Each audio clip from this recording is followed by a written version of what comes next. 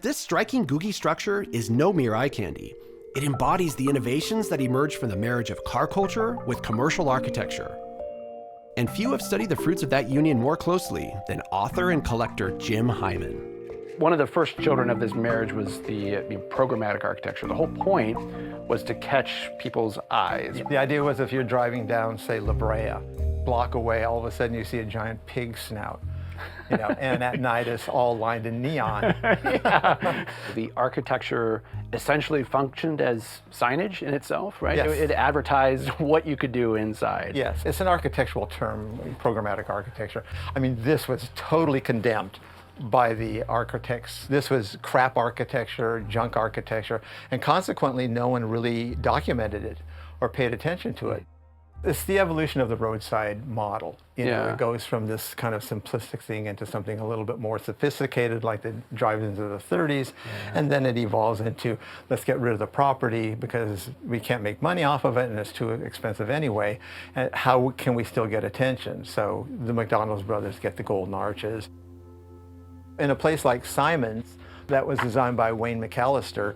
He was pretty profound in terms of local architecture. I mean, he was the architect behind the Bob's Big Boy. Yes. Yeah. They weren't programmatic because by this time the attention was with the pylon mostly. And the neon is, very important. Yeah, of course, at night, yeah. The Tam O'Shanter fits into this too. 22. Yeah. The Tam O'Shanter opens up with the Montgomery brothers and Lawrence Frank, who had the Van de Kamp's windmills.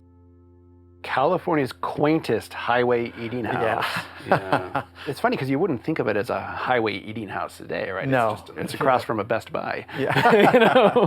If you look, there's a little stand here that you can see right there. Yeah. Is a drive up. Wow. So you would drive up here, they would put your food on a plank, and at that time, these sedans, you could just put it through the sedan with your food on it. Just a wooden plank, they just push it.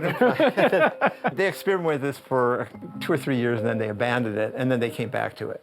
But initially, this was the only place that would serve you food in a car. They were innovators. They were innovators. Yeah. They weren't afraid of doing something really kind of crazy. 1920s, there are cars practically everywhere. Yeah. There are restaurants practically everywhere. Yeah. But what about Southern California made the marriage of those two here so fruitful? Cheap land is certainly one. Tons of roadways that aren't very inhabited. Weather is certainly a factor. And then you've got Hollywood. At the time, 1920s, we tend to think of LA as just this endless urban sprawl today, but there were a lot of gaps in that, right? Big Open gaps. Countryside. Big gaps. Yeah, And of course. here you can kind of see the idea. Oh, so that's yeah. Fairfax and Wilshire. That's where the Wow, isn't it amazing? Academy how it's changed? Museum is now. But at that time in the 30s, late 30s, look around there. Yeah. There's not much. So they would find the main highways mostly. Valley Boulevard would be one. Foothill Boulevard would be one in the San Gabriel Valley. Which later became Route 66. Yes.